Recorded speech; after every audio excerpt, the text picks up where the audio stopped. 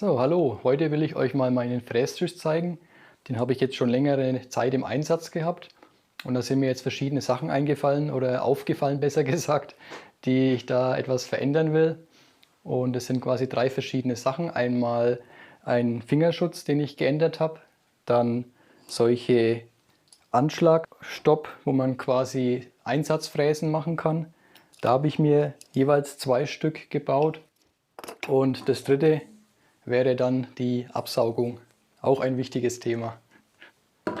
So, und anfangen würde ich jetzt mal mit dem Fingerschutz, den ich geändert habe. Da hole ich mal die Kamera, dann kann man sich das anschauen. So, das wäre jetzt der Fingerschutz, wie er quasi jetzt umgebaut ist, und finde das jetzt in dem Fall, wie es jetzt ist, wahrscheinlich praktischer.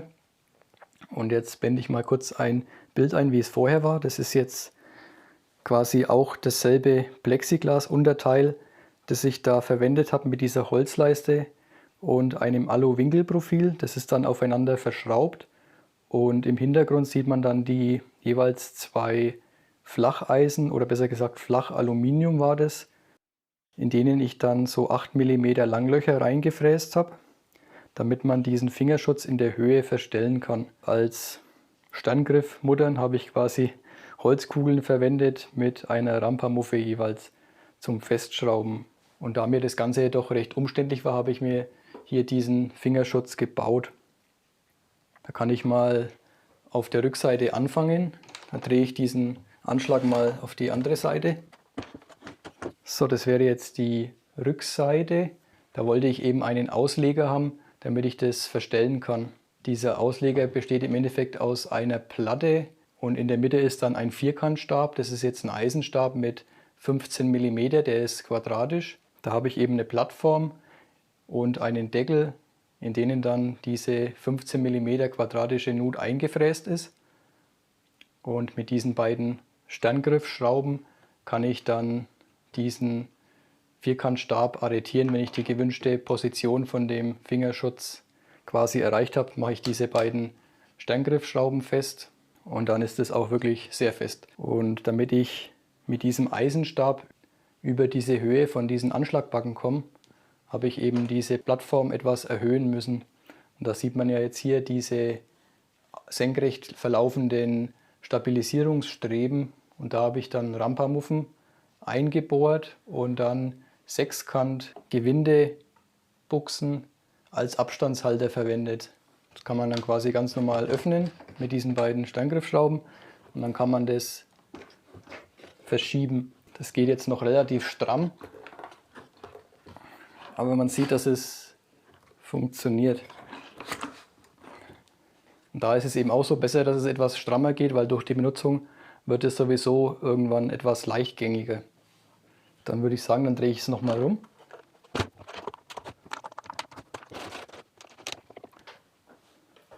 So, und dann kann ich diesen Fingerschutz so verstellen, dass ich das quasi über den Fräser habe, damit der Fräser quasi abgedeckt ist.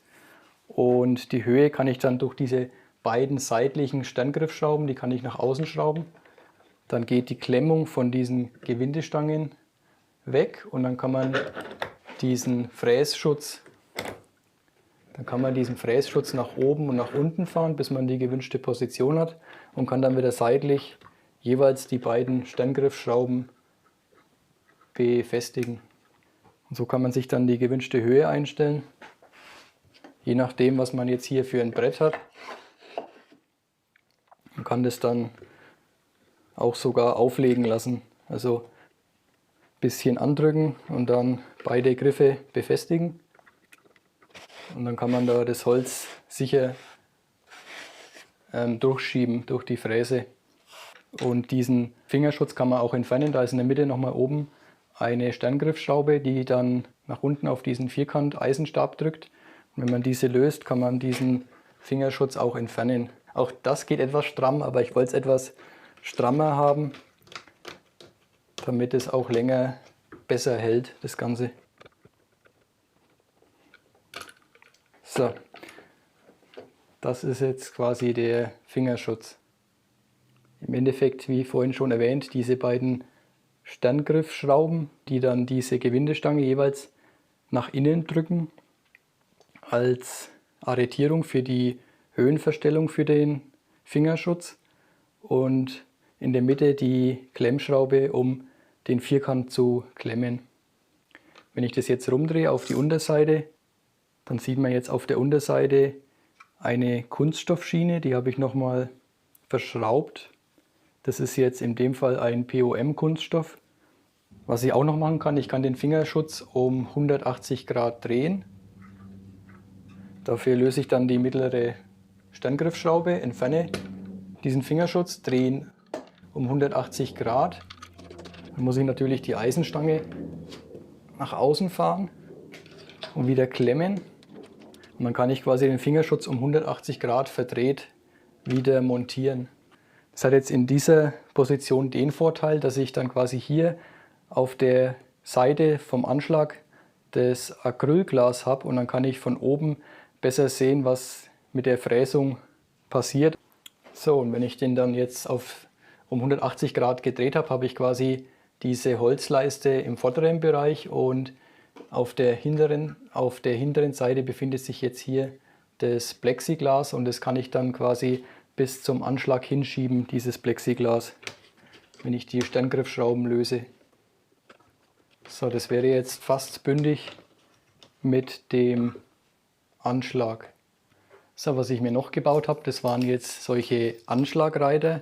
Die sind jetzt im Endeffekt dafür da, wenn man jetzt zum Beispiel Einsatzfräsungen machen will oder eine Nut mitten in das Brett fräsen will, damit man dann immer wieder den Start- und den Endpunkt festlegen kann, kann man sich diese Stoppklötze nehmen und kann die dann seitlich in den Frästisch einbauen und kann die dann mit der Sterngriffschraube fixieren. Dann kann man das Brett nehmen und dann, wenn man nur eine Einsatzfräsung machen will oder ein Langloch zum Beispiel, dann kann man da das Ganze mit Einsatzfräsen machen und hat somit seinen Startpunkt und fräst dann bis zu dem anderen Anschlag und das wäre dann der Endpunkt. So, das war dann der Punkt 2. Was jetzt als drittes noch kommt, das ist die Absaugung. Die hatte ich zwar vorher auch schon, aber die war nicht so sonderlich effizient. Das war im Endeffekt nur die Rückseite, der Anschlag, der abgesaugt wurde. Die Fräse unten wurde nicht abgesaugt und das war immer eine Riesensauerei und eine extreme Staubentwicklung, was ich da hatte. Vor allem, wenn man jetzt sich ein Stück Holz nimmt und man in der Mitte von diesem Holz zum Beispiel eine Nut haben will und man fräst, dann haut es da eine riesen Fontäne an Späne an den Tisch entlang. Ich könnte da auch mal kurz einen Ausschnitt von dem Video einspielen, dann kann man sich das näher ansehen, wie das ausgeschaut hat, wie das damals war.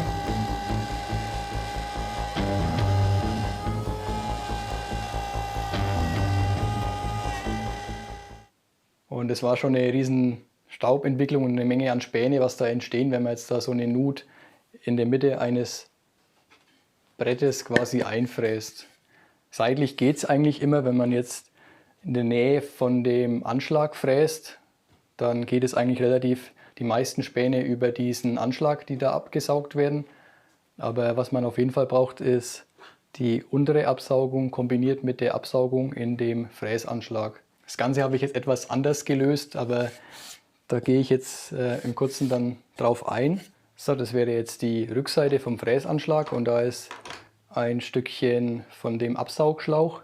Das bringe ich jetzt so nicht mehr raus, da müsste ich jetzt die Platte quasi entfernen. Deshalb habe ich mir dieses kurze Stück Absaugschlauch installiert.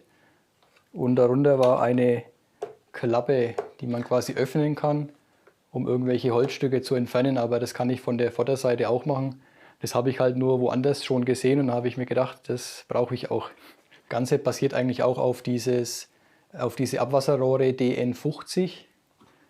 Und dann habe ich da solche Alurohre genommen und einen flexiblen Wasserschlauch ist es, glaube ich. Dieser Wasserschlauch ist so ein geriffelter Schlauch aus dem Baumarkt mit einem Innendurchmesser von ca. 41 mm. Das wäre jetzt der zweite Schlauch, den ich dann brauche für die untere Absaugung. Und da habe ich eben diese Alurohre abgeschnitten. Die passen dann perfekt in diese DN50 Rohre.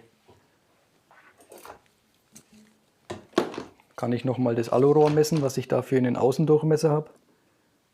Das wäre jetzt in dem Fall logischerweise ein DN50 Rohr und es hat eine Wandung von 2 mm. Und so kann man dann quasi dieses Alurohr auf diesen Schlauch, Wasserschlauch wahrscheinlich, aufschieben und das kann man dann wiederum in diese DN50 Rohre einstecken. Dann habe ich ja einen Anschlag, wo man beide Anschlagbacken verstellen kann. Und wenn ich die jetzt nach außen schiebe, dann habe ich mir hier in der Mitte so einen Schaumstoff festgeklebt. Und dieser Schaumstoff ist quasi genauso ausgeformt wie diese Anschlagbacken. Die sind im 45 Grad Winkel nach innen geschnitten. Und wenn ich diese beiden Führungsbacken komplett schließe, dann schließt auch dieser Schaumstoff diesen Ansaugkanal weitestgehend dicht. Das hat auch nochmal für die Absaugung einen Grund, das erläutere ich dann später. So, und das war jetzt eigentlich so mit dem Anschlag, mit der Absaugung, eigentlich schon so, wie ich immer gefräst habe. Also im Endeffekt nur Absaugung über den Fräsanschlag. Und da entstehen wirklich eine Menge Späne. Was jetzt neu dazugekommen ist, dieser zusätzliche Absaugschlauch, den kann ich dann hinten anschließen an diesem Alurohr. Zum Absaugen habe ich jetzt hier so einen Anschluss vom Staubsauger. Das ist jetzt Industriestaubsauger von Bosch. Da kann ich dann diese Düse entfernen. Das sind, glaube ich, 27 mm davon. Und diese Originalkupplung kann ich dann in das DN50 Rohr einstecken. Das hält zwar nicht ganz stramm, aber es geht rein.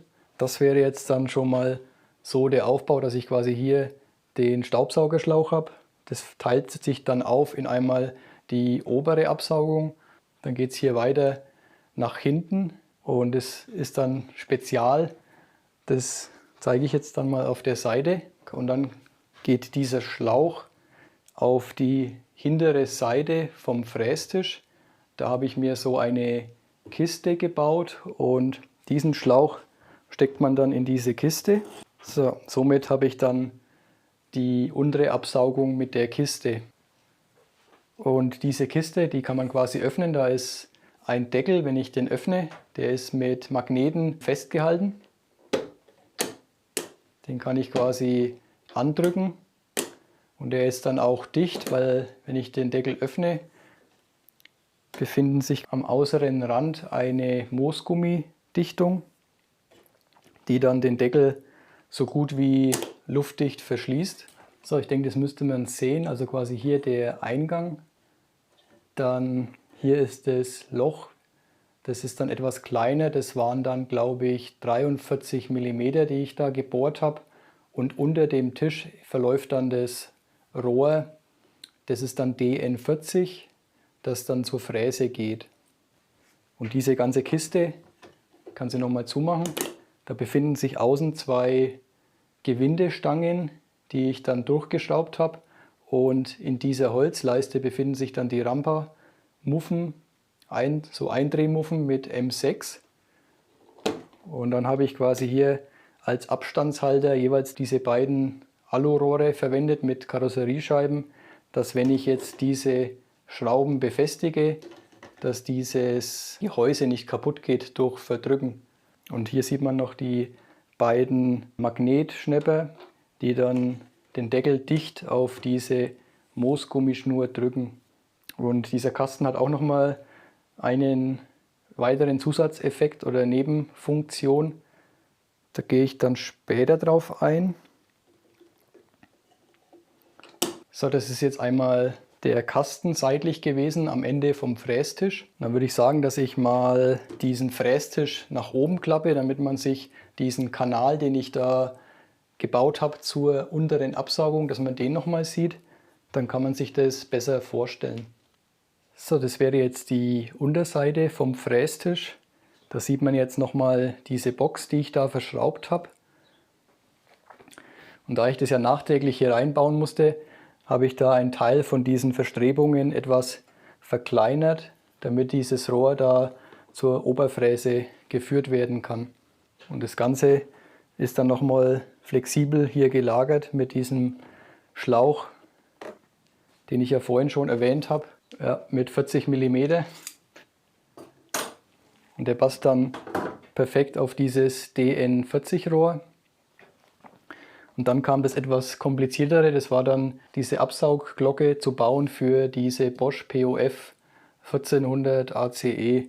So, ich hoffe mal, dass man es so weit erkennen kann. Da habe ich mir dann, nachdem ich hier diesen flexiblen Wasserschlauch genommen habe, habe ich auch wiederum ein HT-Rohr genommen. Auf jeden Fall war das jetzt mit dieser Absaugglocke etwas komplizierter. Das war mehr schwierig aufgrund des engen Bauraums, das ich da hatte. Das ist jetzt im Endeffekt auch wieder so ein HT-Wasserrohr. Da weiß ich jetzt leider den Durchmesser nicht genau, aber er muss etwas größer sein als dieser Durchmesser von der unteren Kappe, in denen sich dann die Spindelarretierung befindet, damit diese Kappe in dieses Rohr eintauchen kann, wenn man die Fräse nach oben schiebt. Und für diese Befestigungspunkte habe ich dann ein Stückchen Notizzettel genommen, habe das dann durchgedrückt, damit ich die Bohrungen habe und auch den Durchmesser von der Aussparung der Grundplatte. Und dann habe ich mir eben dieses HT-Rohr auf diese Acrylglasplatte geklebt. Das Schwierige an der Sache war dann unten diesen Stutzen so tangential auf dieses Rohr zu kleben und dann diese Aussparung, ich hoffe mal, man sieht es auf der Kamera, das da unten ist quasi die Aussparung, die dann in dieses 40 mm Rohr mündet. Und das war halt im Endeffekt auch ein Kompromiss, da ich diesen Kragen oder dieses HT-Rohr nicht so weit nach unten machen kann, da ich dann nicht mehr diese Eintauchtiefe von der Fräse habe. Das kann ich mal kurz zeigen, wenn ich jetzt quasi den Hebel löse, dann kann ich die Fräse nach oben schieben und dieser Metalldeckel von der Beleuchtung taucht dann in das HT-Rohr. Entspricht auch ungefähr der maximalen Eintauchtiefe von der Fräse.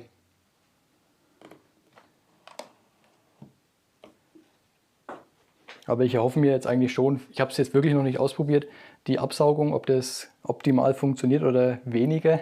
Das werden wir jetzt dann ausprobieren. Ich erhoffe mir aber schon, dass das relativ gut funktioniert, da ich jetzt hier noch ungefähr einen Spalt habe. Wenn ich das hier so nach oben schiebe, habe ich hier noch zwischen der Fräse und diesem HT-Rohr ungefähr 2 mm Spalt. Das heißt, die zieht da schon etwas über diesen Ringspalt dann Nebenluft, aber ich denke, das wird nicht so schlimm sein, das Ganze. So, nachdem ich das Ganze jetzt vorgestellt habe, kommt der etwas interessantere Part. Das ist jetzt im Endeffekt, dass ich jetzt hier verschiedene Fräsungen nochmal ausführe, weil das Ganze an sich ist ja eine schöne Bastelei, aber sollte ja auch irgendwie funktionieren. Und deshalb habe ich mir jetzt hier nochmal so einen Test einfallen lassen. Und dafür habe ich jetzt hier verschiedene Materialien auf der linken Seite. Das ist jetzt einmal hier Siebdruckplatte, dann einmal Fichte-Leimholz, dann das gute MDF und noch einmal diese etwas längere Leiste aus Spanplatte beschichtet. Und an diesen Materialien will ich jetzt eben verschiedene Fräsungen ausführen. Dafür habe ich jetzt hier meine Fräserbox und da werde ich erstmal anfangen, an den Kanten verschiedene Rundungen oder Ablattungen, Phasen oder einen Falz zu fräsen. Das ist dann alles am Rand von diesen Brettern. Das kommt nämlich auch öfters vor, solche Bearbeitungen von Kanten an Brettern. Und das wäre das erste, was ich probieren würde mit der Absaugung. Ganz links der 45 Grad Phasefräser. Das mittlere wäre dann ein Falzfräser. Und ganz rechts ist dann ein Abrundfräser. Ich habe da gestern auch extra nochmal die Werkstatt sauber gemacht und außenrum alles sauber gemacht, damit ich dann wirklich sehe, wie der Effekt ist von der ganzen Absaugung. Dann würde ich sagen, los geht's.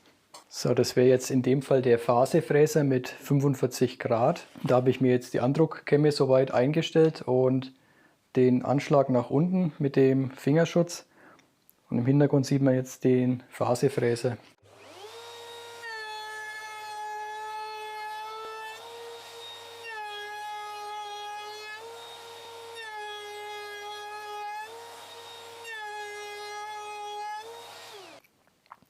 So, das war jetzt schon mal diese Siebdruckplatte oder Siebfilmplatte. Da habe ich jetzt quasi jeweils an beiden Seiten eine 45 Grad Phase angefräst. Auf der anderen Seite ebenso. Und wie man sieht, habe ich jetzt hier eigentlich fast keine Brösel, die da übrig sind. Also man sieht hier etwas, also ganz wenig Staub. Und wenn man das mit vorher vergleicht, ich habe ja da vorhin schon mal ein kurzes Video eingeblendet, das ist schon wie Tag und Nacht. Das ist auf jeden Fall sehr gut bis jetzt. Und dann würde ich sagen, dass ich jetzt den Fräser nochmal tausche gegen zum Beispiel einen Abrundfräser. In dem Fall wären das jetzt 9,5 mm. Dann würde ich jetzt die Fräsung mit diesem Leimholzstück aus Fichte nochmal machen.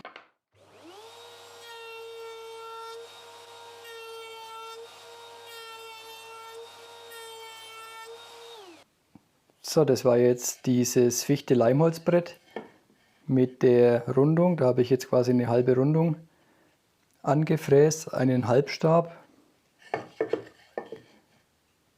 Und also man sieht, es ist nur etwas leichter Staub drauf, aber so eigentlich gar nichts.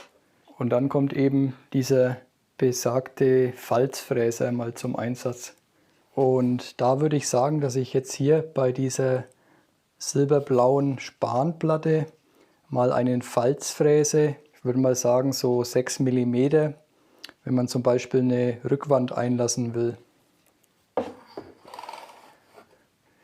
Und ich denke, das wird dann schon mal etwas mehr stauben oder bröseln, da das eine Spanplatte ist, aber ich denke mal, das werden wir jetzt dann sehen.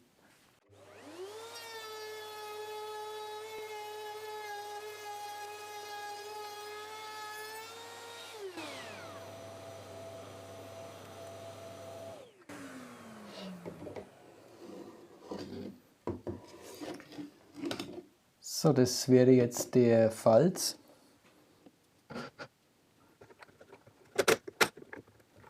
Und ich muss sagen, also auch da habe ich nur vereinzelte Holzspäne. Das sind ein paar Stück.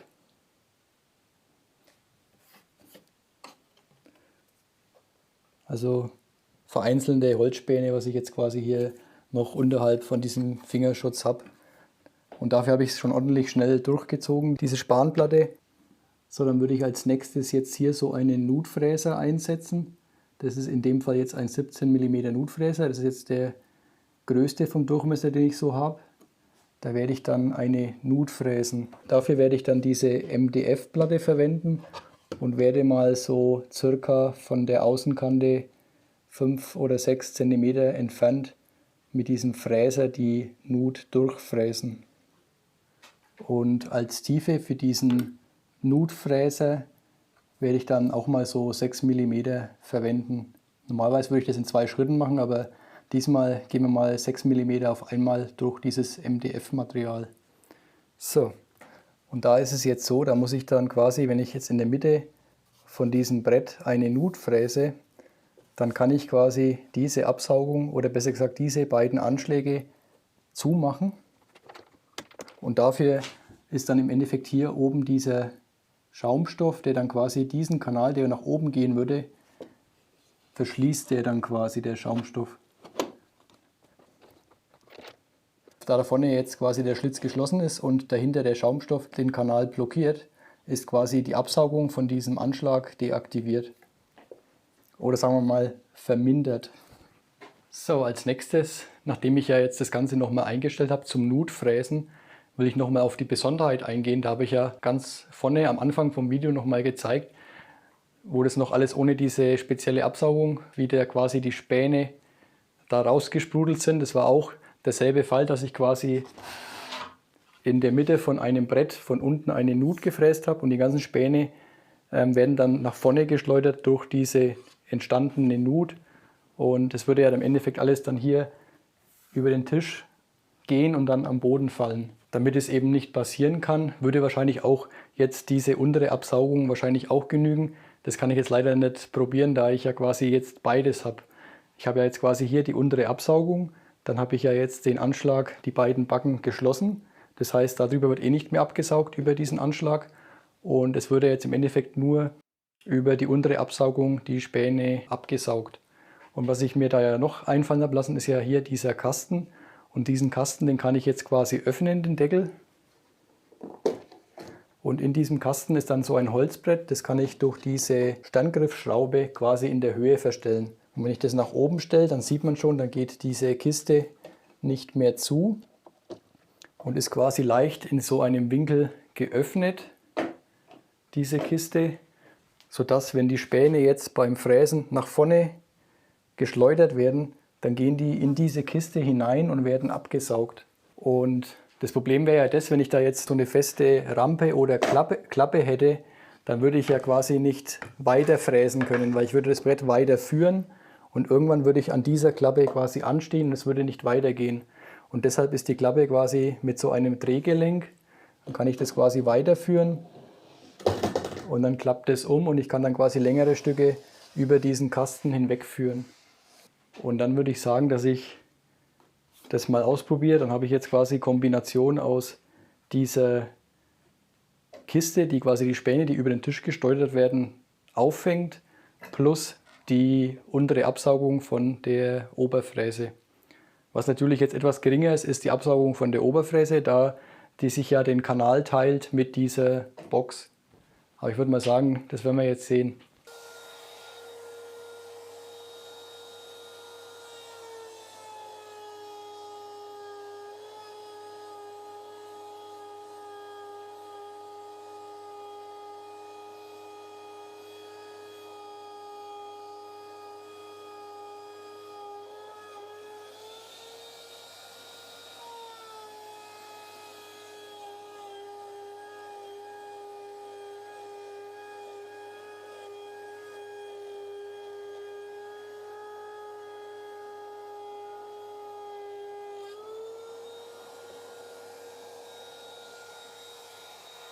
So, ich denke, das haben wir jetzt schon eindrucksvoll gesehen, was da für Späne entstehen und das ist schon ordentlich.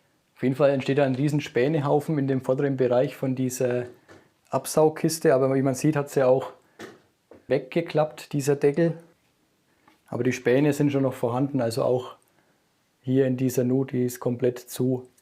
Das heißt, in dem Fall wird es sich auf jeden Fall schon empfehlen, dass man nicht 6 mm auf einmal durch dieses Material voll durchfräst, sondern in 2 oder 3 mm Schritten. Also da sieht man schon, dass da doch enorm Späne noch, oder eigentlich ist es schon mehr Pulver, was da auf dem Tisch noch liegt. Und es ist aber auch wenig bis gar nichts am Boden gefallen. Was man jetzt hier noch sieht, dass es doch noch einiges ist, was da jetzt liegen bleibt. Und es ist aber auch ein Großteil wirklich in diesen Kasten gefallen. Aber die Saugleistung reicht dann da eigentlich nicht aus. Aber das habe ich mir schon gedacht, dass das daran nicht ausreicht. Dann schwenke ich noch mal kurz auf den Boden. Da sieht man jetzt so leichten Staubfleck am Boden. So, und das ist dann eigentlich der echte Härtetest für diese Absaugung. Aufgrund dieses Ergebnisses will ich jetzt dann nochmal eine Fräsung machen, aber mit verschlossener Klappe, ohne dass ich die geöffnet habe. Dann wird es wahrscheinlich schon passieren, dass die Späne über den Tisch hinausschießen, aber vielleicht ist dann auch die Absaugung wesentlich besser von der unteren Oberfräse, sodass diese Späne in diesem Kanal gar nicht nach vorne geschleudert werden.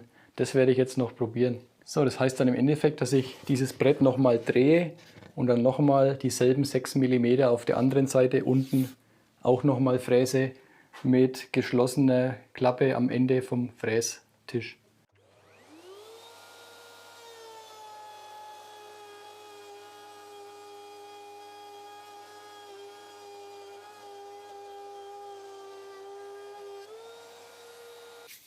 So, da habe ich jetzt auch die 6 mm gefräst. Da habe ich ja jetzt in dem Fall die zweite Nut in dieses Brett gefräst. Das kann ich mal näher zeigen. Da sieht man jetzt auch diese Späne, die in diesem Kanal noch übrig geblieben sind. Aber es sind auf jeden Fall nicht mehr so viele Späne beim Drüberführen von dem Brett aus dem Kanal, aus der Nut quasi nach vorne gesprüht, sondern das war eigentlich abhängig, wie schnell ich das zugeführt habe, das Brett. Und das ist eigentlich alles, was da jetzt noch so liegt. würde schon sagen, dass das weniger ist, als wenn man mit dieser Klappe, die jetzt hier auf der Seite geöffnet ist, da war es mehr, da dann der Unterdruck an der Öffnung von der Oberfräse dann quasi zu gering ist, weil die Klappe offen ist und dann fällt der Unterdruck ab. Und wenn jetzt quasi die Klappe geschlossen ist, dann habe ich hier wieder mehr Unterdruck und dann saugt sie schon den Großteil über diese Öffnung ab. Das Einzige, was ich jetzt noch machen könnte, ich könnte das mal regulär versuchen, dass ich nur 2 mm nehme, was man ja normalerweise macht, oder 3 mm. Dann könnte es wahrscheinlich sein, dass da noch weniger von diesem Staub entsteht. Das wäre dann im Endeffekt der finale Test. Aber ich muss sagen, ich bin mit dem Ergebnis zufrieden. Ich glaube auch nicht, dass das noch irgendwie verbesserungsmäßig gehen würde, weil dann bräuchte ich ja wirklich eine komplette Abdichtung von der Oberfräse zu diesem Absaugring mit einem Gummiring oder irgendwas. Aber ich glaube nicht, dass das dann nochmal das Quäntchen mehr wäre. So, jetzt habe ich gerade gesehen, dass die Kamera ausgegangen ist. Jetzt habe ich ja nochmal die Frästiefe verändert auf 3 mm anstatt den 6 mm, quasi um die Hälfte reduziert. Und genau in dem Moment ist dann, nachdem ich das Brett drüber geführt habe, die Kamera ausgegangen. Aber ich habe jetzt alles mal so gelassen und im Endeffekt sieht man jetzt hier den mittleren Kanal und der ist wieder mit Späne oder besser gesagt Sägemehl gefüllt. Und am Tisch sieht man wieder dieses Sägemehl, diese Spur, wenn man quasi nach vorne dieses Brett schiebt. Wenn man sich jetzt den Boden anschaut, hat sich da jetzt eigentlich nicht viel verändert, außer dieser Fleck da am Boden, was relativ minimal ist im Vergleich zu dem, wie es sonst immer ausgesehen hat. Unter der Fräse ist eigentlich gar nichts zu erkennen. So, ich denke, das war jetzt sehr aufschlussreich, was ich da alles so fabriziert habe. Das waren jetzt halt ein paar so Szenarien, die man da so abbilden kann. Und wahrscheinlich werde ich das mit der Klappe lassen. Das war halt so ein vorheriger Gedanke von mir, dass ich da quasi beides habe, dass quasi die Späne, wo aus dieser Nut nach vorne geschleudert werden, schon mal größtenteils da abgesaugt werden. Und gleichzeitig aber noch die Absaugung von dem Tisch bei der Fräse. Und dann habe ich eigentlich nicht mehr so starke Schmutz- und Staubentwicklung, da das meiste ja dann wirklich abgesaugt wird. Dann würde ich sagen, bin ich eigentlich soweit mit meiner Vorstellung von dem Upgrade für diesen Frästisch fertig. Und ich hoffe, dem einen oder anderen hat es gefallen. Falls es euch gefallen hat, könnt ihr einen Daumen da lassen. Und wenn ihr öfters welche Videos von mir sehen wollt, dann könnt ihr auch gerne ein Abo da lassen.